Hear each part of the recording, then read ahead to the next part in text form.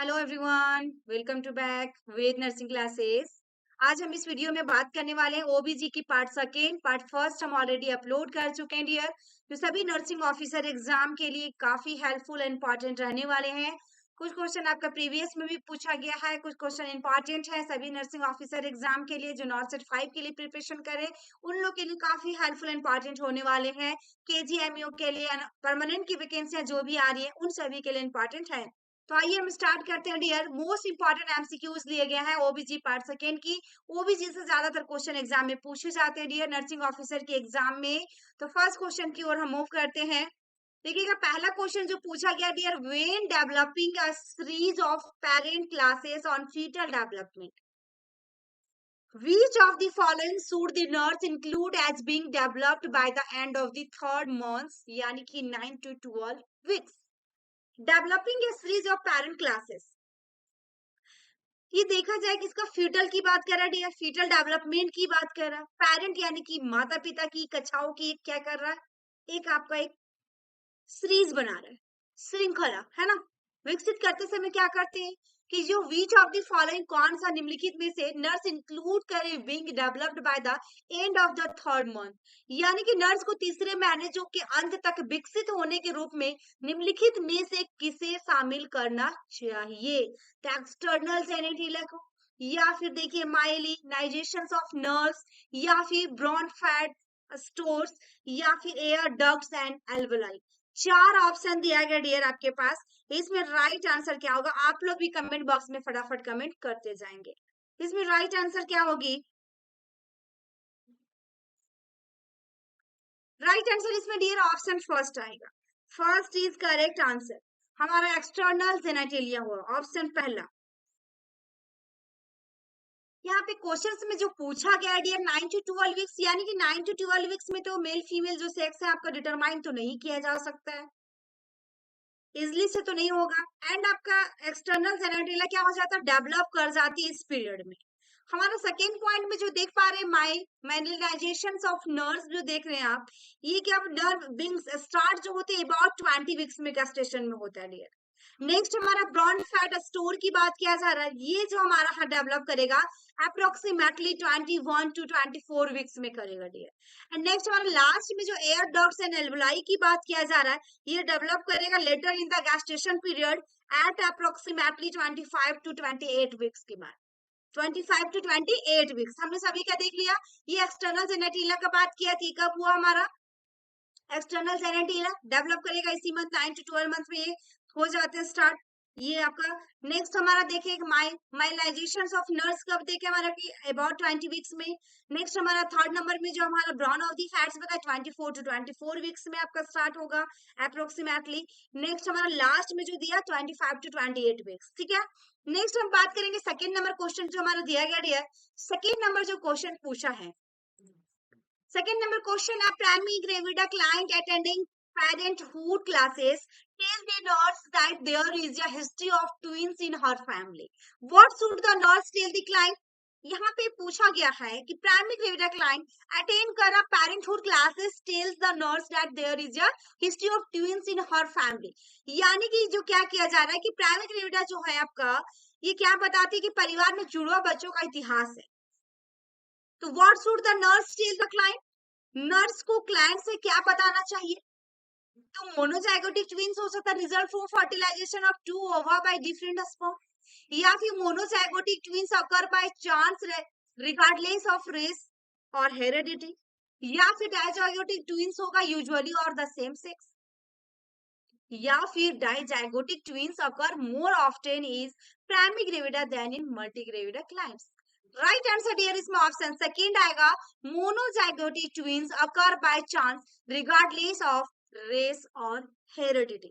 Option second is correct answer. Monozygotic जो है twins दिया डियर, ये इंडिपेंडेंट करता है किसके ऊपर, रेस, एज, पैरिटी और हेरिडिटी पे। Monozygotic, okay. नेक्स्ट हमारा मोनोजाइगोटिक ट्विंस रिजल्ट देता है from the fertilization of one ovum by two different sperm. हमारा डाइजाइगोटिक ट्विंस की बात कर रही है, तो डाइजाइगोटिक जो ट्विंस होती है मे बी सेम सेक्स और डिफरेंट सेक्सेस हो सकते हैं। तो दैट एजगोटिक जो ट्विंस होगा को रिलेट करता है किसके साथ में, हमारा इंक्रीज पैरिटी हो गया, becoming pregnant with in 1 month after stopping, जैसे कि हमारा ओरल कॉन्ट्रासेप्टिव्स हो गया एंड इनफर्टिलिटी ट्रीटमेंट चल रहा है, and primary gravida client is less likely to conceive dizygotic twins, okay, less likely to conceive dizygotic twins. तो यहाँ पे जो क्वेश्चन पूछा गया था हमारा कि प्राइमरी ग्रेविडा है, तो राइट आंसर इसमें क्या हुआ, इसलिए हमारा ऑप्शन सेकेंड हुआ डियर। नेक्स्ट क्वेश्चन आपका दिया गया है कि primary gravida client is a preparation for parenting class, ask how much blood is lost during an uncomplicated delivery, the nurse should tell the woman, the nurse should tell the woman, ठीक है ना।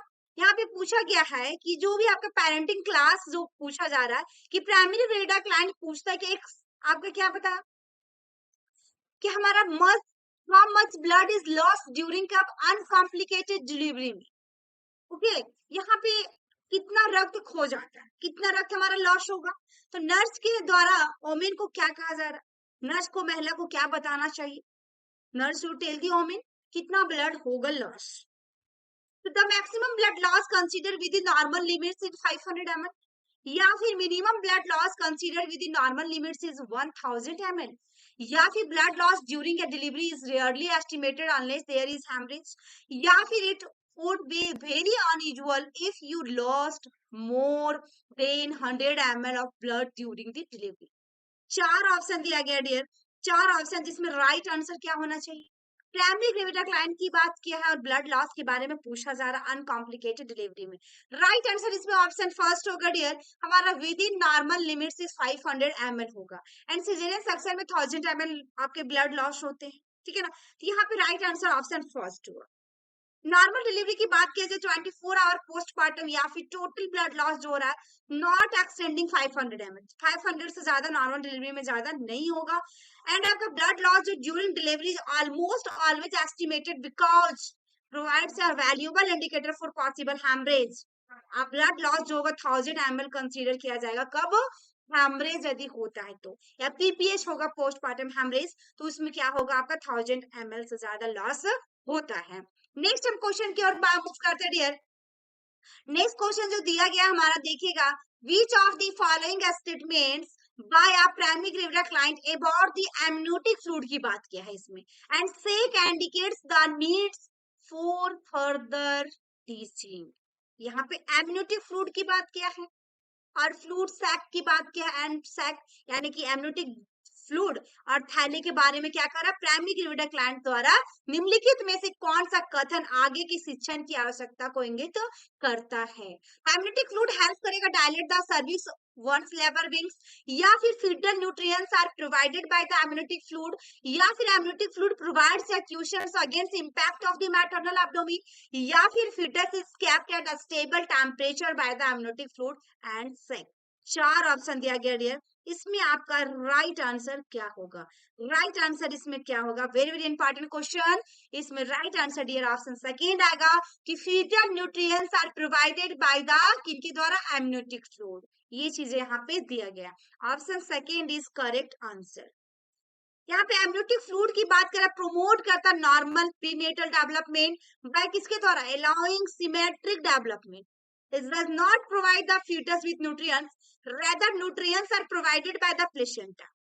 The amniotic fluid जो होता है does help dilate the cervix once labor begins by pressures and gravity forces। amniotic fluid help करेगा protect the fetus from injury से बचाएगा by cushioning against impact of the maternal abdomen and allows room and देखिएगा for fetal movement। amniotic fluid जो होगा sac keep the fetus as a stable temperature by maintaining a neutral thermal environment। तो ये सारा हमने क्या करता है, हम amniotic fluid maintain करके रखता है। नेक्स्ट क्वेश्चन की ओर मूव करते हैं डियर। नेक्स्ट क्वेश्चन जो पूछा गया यहाँ पे देखेंगे, during a child birth preparation, during a child birth preparation class या primary gravida client at 36 weeks gestation है यहाँ पे, tells the nurse my lower back has really been bothering me lately, which of the following exercise suggested by the nurse would be most helpful। यहाँ पे ये चीज बताया कि मेरा जो बैक पेन हो रहा, निचला पीठ का निचला हिस्सा जो होता है वास्तव में मुझे हाल से ही क्या हो रहा है, परेशान कर रहा है। रियरली देखिए, बिन बॉदरिंग मी लेटली, ठीक है ना, परेशान कर रहा है। तो यहाँ पे विच ऑफ द फॉलोइंग एक्सरसाइज, कौन सा एक्सरसाइज सजेस्ट करेंगी नर्स के द्वारा, कौन सी एक्सरसाइज सजेस्ट करेगा जिसको इसे हेल्प मिलेगा, मदद होगा डियर। तो ऑप्शन फर्स्ट में आपका पेल्विक रॉकिंग है, सेकेंड में हमारे पास डीप ब्रीथिंग है, थर्ड में हमारे पास टेलर सिटिंग है, एंड फोर में हमारे पास स्क्वेटिंग है। चार ऑप्शन है डियर, चार ऑप्शन है। इसमें राइट आंसर आपका क्या होगा?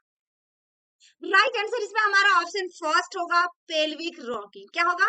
Pelvic rocking. पेल्विक रॉकिंग जो होता है डियर, हेल्प करता है, रिलीफ करता है बैक को, दर्द को आपका आराम करेगा during pregnancy and early labour by making the spine more flexible.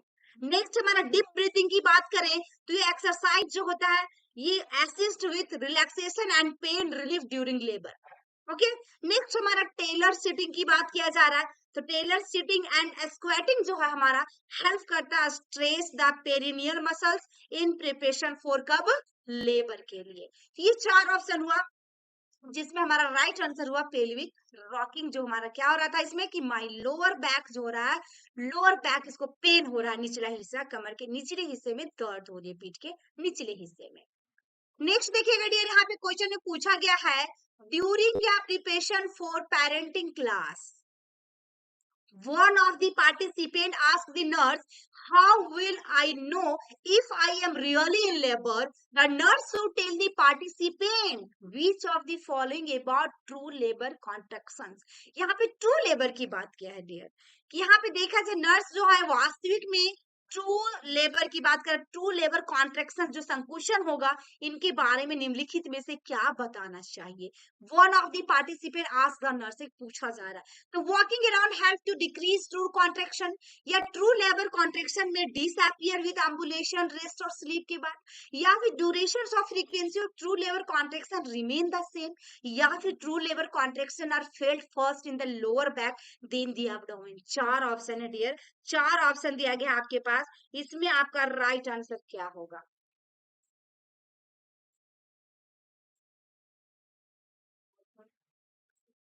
Right answer dear इसमें ऑप्शन फोर आएगा, फोर इज करेक्ट आंसर। इसमें true labour contraction are felt first in the lower back then the abdomen. क्या होगा हमारे failed का पता कब चलेगा? फर्स्ट फर्स्ट में आपको लोअर बैक, उसके बाद हमारा एब्डोमेन में, ठीक है ना, जब हमारा ट्रू लेबर कॉन्ट्रेक्शन होगा। तो ट्रू एंड फॉल्स लेबर दो तरह की होते हैं लेबर हमारा। सबसे पहले बताया है कि यदि आपका ट्रू लेबर कॉन्ट्रेक्शन होगा तो पहले हमारा लोअर बैक यानी कि क्या होगा, पहले पीठ के निचले हिस्से में दर्द होगा, महसूस किया जा सकता है, फिर हमारा एब्डोमेन में होगा, पेट में होगा, ठीक है। तो ये चीजें हमारा है। एंड नेक्स्ट में हमारा देखा जाए इसमें सेकेंड पॉइंट में है कि ट्रू लेबर कॉन्ट्रेक्शन में disappear with in ambulation, rest और स्लीप। यहाँ पे ये चीजें दिया गया डियर कि हमारे जब भी देखा जाए कि they gradually increases in frequency and duration and do not disappear with ambulation, rest और स्लीप, ठीक है ना। नेक्स्ट हमारा क्या है कि जो भी सर्विस डायलेट किया जाएगा निफेस होगा। वॉकिंग टेंस जो दिया गया, वॉकिंग टेंस जो होगा to increase true contraction, walking tends किसको इंक्रीज करेगा? कॉन्ट्रेक्शन को।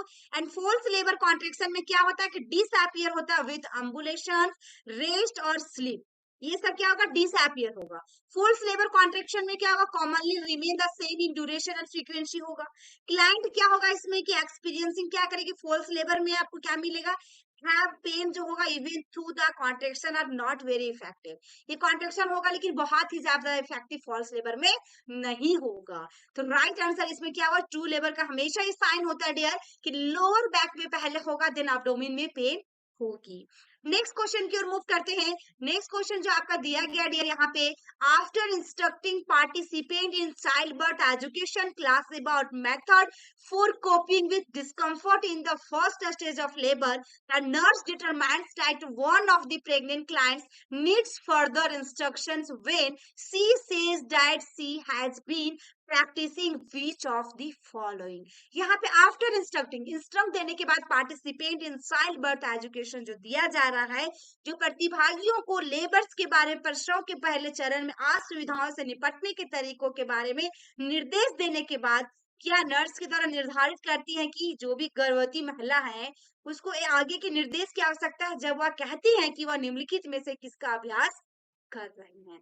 फर्दर इंस्ट्रक्शंस की आवश्यकता है कि says that she has been practising which of the following, यानी कि बायो फीडबैक होगा या फिर इफेरियंस होगा, इफ्लेयर्स होगा या गाइडेड इमेजरी होगा या फिर पेल्विक टिल्ट एक्सरसाइज होगा।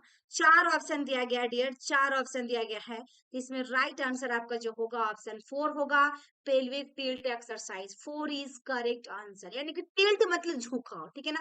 पेल्विक टिल्ट एक्सरसाइज, ये एक्सरसाइज जो होता है यूजफुल होता है elevate backache during pregnancy and labour but are not useful for the pain from contraction. लेकिन बायो फीडबैक जो फर्स्ट में दिया डियर, ये कॉन्शियसनेस इफर्ट करता to control the response to pain. Okay, effect. And आपका second point में जो दिया है इफ अर्ज जो दिया गया है, ये लाइट यूट्राइन मैसेजेस मसाजेस होते हैं, लाइट यूट्राइन मसाज होता है। एंड गाइडेड इमरजेंसी जो दिया है, इमरजेंसी इमेजरी जो दिया गया है, ये फोकस करता है आपका किसके ऊपर में, प्लेजेंट स्किन पे। एंड एप्रोप्रिएट पेन रिलीफ करता है technique to practice before labor begins. Various breathing होगा exercise also can help to alleviate the discomfort from contraction पे। तो राइट आंसर इसलिए इसमें क्या हुआ डियर, ऑप्शन 4 हुआ। नेक्स्ट क्वेश्चन की ओर मूव करते डियर। नेक्स्ट क्वेश्चन जो आपका दिया गया यहाँ पे, आफ्टर या preparation for parenting class session, a parent pregnant client tell us nurse that she has had some yellow gray fourthy vaginal discharge हो रहा है। कौन सा, yellow gray frothy vaginal discharge and local listing भी हो रही है। तो द नर्स बेस्ड एक्शंस क्या लेंगे, एडवाइस करेंगे क्लाइंट को, कौन सी होगा निम्नलिखित में से कौन सा एडवाइस करनी चाहिए। तो use an over the counter cream for yeast infections, या फिर schedule an appointment in clinic for examination, या फिर आपका administer vaginal douche under low pressure, या फिर देखिएगा वेनिगर, ठीक है ना, sorry dear, vinegar douches under low pressure. And आपका prepare for pre term labor and delivery. चार ऑप्शन है डियर, इसमें से राइट आंसर क्या होगा, क्या हो रहा है, yellow grey forty vaginal discharge, yellow colour का वेजाइनल डिस्चार्ज हो रहा है एंड इचिंग भी हो रहा है। तो राइट आंसर इसमें क्या होना चाहिए, वेरी वेरी इंपॉर्टेंट क्वेश्चन आपका। इसमें राइट आंसर जो हो रहा है ऑप्शन सेकंड होगा कि हमारा शेड्यूल क्या होगा, अपॉइंटमेंट होगा at the clinic for examination, ठीक है ना। तो ये चीजें इसमें होने चाहिए, जो इंक्रीज वेजाइनल डिस्चार्ज होंगे normal during pregnancy, but yellow grey जो 40 डिस्चार्ज होता है डियर विथ लोकल इचिंग जो होगा एसोसिएटेड विथ इन्फेक्शंस के कारण, किसकी वजह से, इन्फेक्शंस के कारण। एग्जांपल में जैसे देखा जाए आपका ट्राइकोमोनस हो गया, आपका वेजिनाइटिस हो गया, वेजिनेल्स हो गया, ये सब हमारे एग्जांपल में। जो क्लाइंट की सिम्टम्स होती है must be further assist by health professional because the client needs treatment for this condition. And आपका जो वेजिनेशनल इन्फेक्शन जो होता है कॉमनली ट्रीटेड बाय मेट्रोनिडाजोल से किया जा सकता है, ठीक। तो ये सारे जो है हमारा डियर, इसमें क्या होगा, राइट आंसर हुआ आपका ऑप्शन सेकेंड हुआ। नेक्स्ट क्वेश्चन जो दिया गया हमारा, the topic of physiologic changes that occur during pregnancy is to be included in your parenting class for primary gravida clients who are in the first half of pregnancy. Which of the following would be important for the nurse to include in the teaching plan? Okay, यहाँ पे ये चीजें पूछा गया कि गर्भावस्था के दौरान होने वाली जो भी शारीरिक परिवर्तनों का विषय प्राइमरी ग्रेविडा ग्राहकों के लिए एक पेरेंटिंग क्लास में शामिल किया जाना है, जो गर्भावस्था के पहले 6 माही में है। नर्स के लिए शिक्षा योजना में शामिल करने के लिए निम्नलिखित में से क्या महत्वपूर्ण होगा। तो ऑप्शन ए में डिक्रीज प्लाज्मा वॉल्यूम, बी में है increase risk for urinary tract infection, and third option increase peripheral vascular resistance and increase haemoglobin level. चार ऑप्शन है डियर, जिसमें से राइट आंसर ऑप्शन सेकेंड आ रहा है, increase risk for urinary tract infection. क्या risk होगा आपका, बढ़ेगा यूटीआई का। तो ऑप्शन कौन सा आएगा डियर, सेकेंड। हमारा प्रेगनेंसी के दौरान जो होता है यूटीआई जो है आपका आर मोर कॉमन, ये होता है सिम्टम होता है डियर, ठीक है ना, बिकॉज क्यों, यूरिनरी स्टेसिस के कारण। लेकिन क्लाइंट्स नीड इंस्ट्रक्शंस दे सकते हैं about increasing fluid volume intake, ज्यादा से ज्यादा पानी पीने से कम हो सकता है। Plasma volume increase during pregnancy, okay, the increase in plasma volume is more pronounced than occur earlier than the increase in red blood cell mass, या possibly जो resulting in physiologic anemia के कारण। जो हमारा पेरिफेरल की बात किया जा रहा है, पेरिफेरल जो होता है वैस्कुलर रेजिस्टेंस डिक्रीजिंग हो जाता है कब, ड्यूरिंग प्रेगनेंसी। प्रोवाइड या relatively stable blood pressure. Haemoglobin level जो है डिक्रीज करेगा कब, ड्यूरिंग प्रेगनेंसी होता है। Even through their is an increase in blood volume. तो ये सारे यहाँ पे पॉइंट जो दिया गया है, राइट आंसर इसके अनुसार हुआ ऑप्शन सेकेंड। नेक्स्ट क्वेश्चन देखिएगा डियर, यहाँ पे दिया गया है कि the nurse is obtaining information to support the need for improve prenatal, देखिएगा, care services in the community. Which of the following information is the most important to include? ठीक है, तो राइट आंसर क्या होगा, maternal mortality rate, infant mortality rate, या फिर perinatal mortality rate, या फिर आपका दिया गया the neonatal mortality rate. चार ऑप्शन दिया गया है, चार ऑप्शन, इसमें राइट आंसर आपका क्या होगा?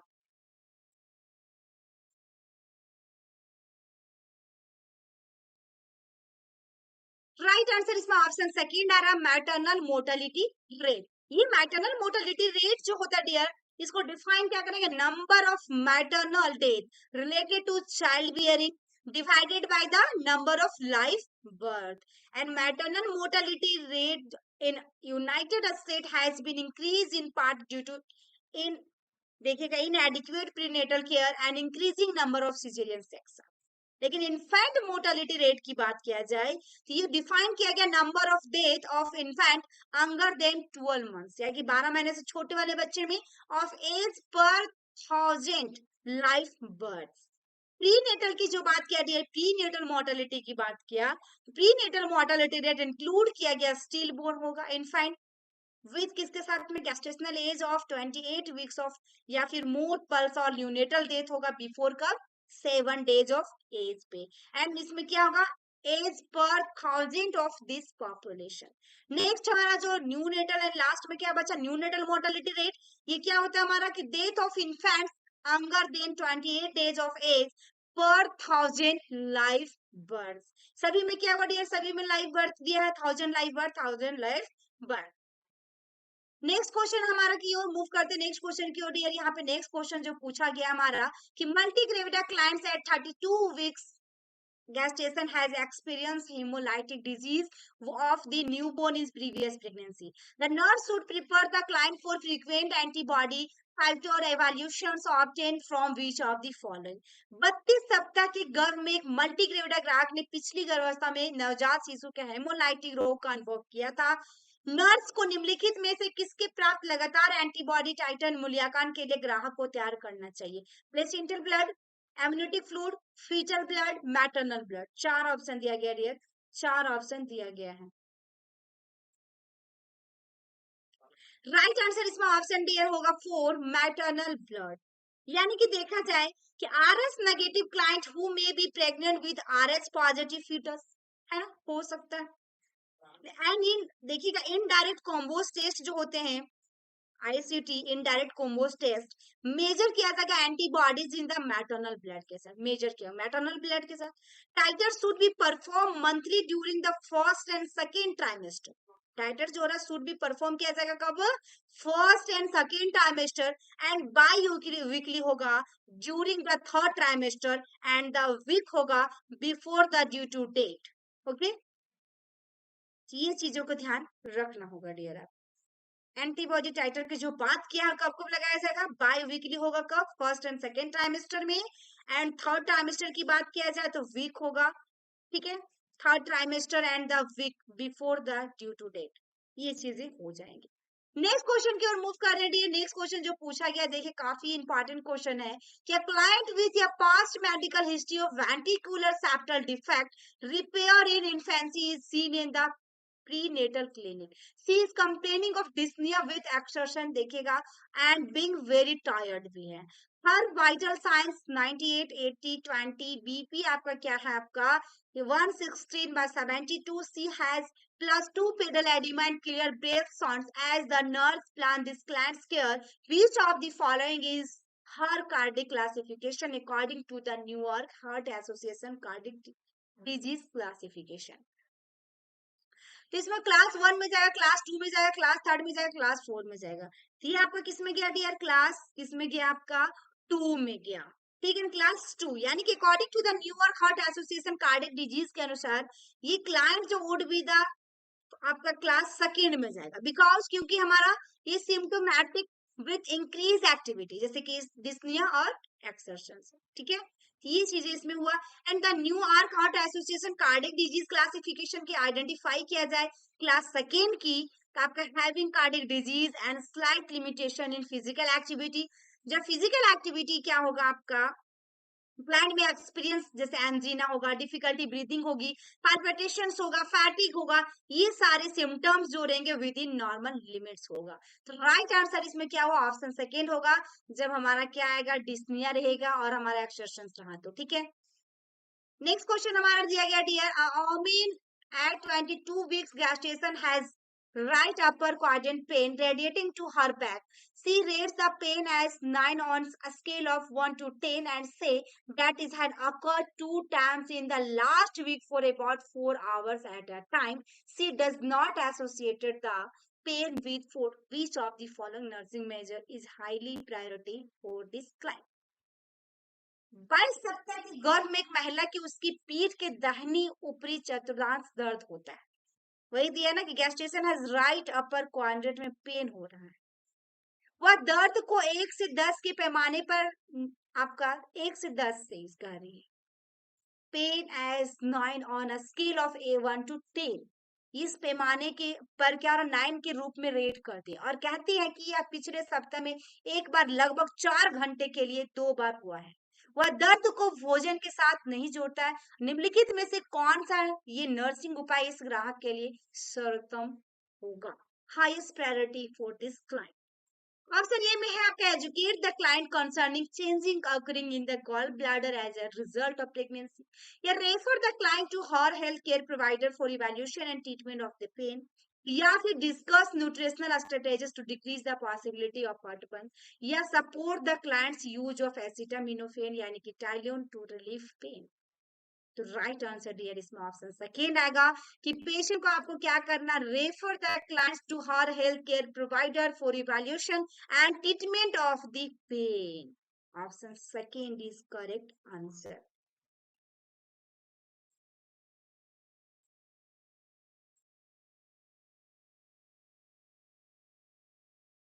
एंड नेक्स्ट क्वेश्चन हमारा है डियर एंड लास्ट क्वेश्चन है, आपको इस क्वेश्चन का आंसर पुट करना होगा कमेंट बॉक्स में।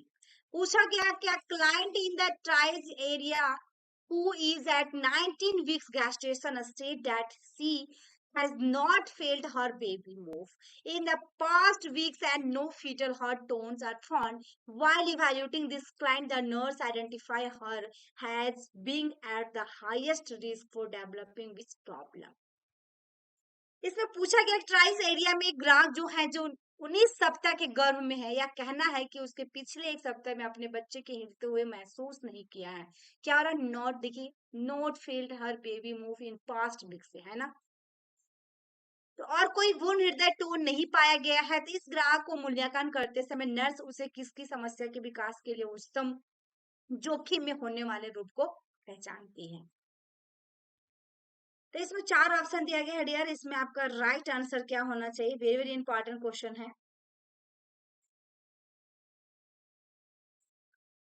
तो इसकी कमेंट बॉक्स में आप लोग कमेंट कीजिएगा इसका राइट आंसर आपका क्या होगा।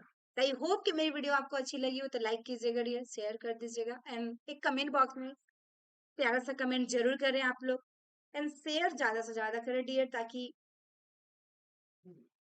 जिनका भी एग्जाम हो उनके लिए थोड़ा बहुत हेल्प हो सके। Thank you for watching my video, फिर मिलते हैं नेक्स्ट वीडियो में।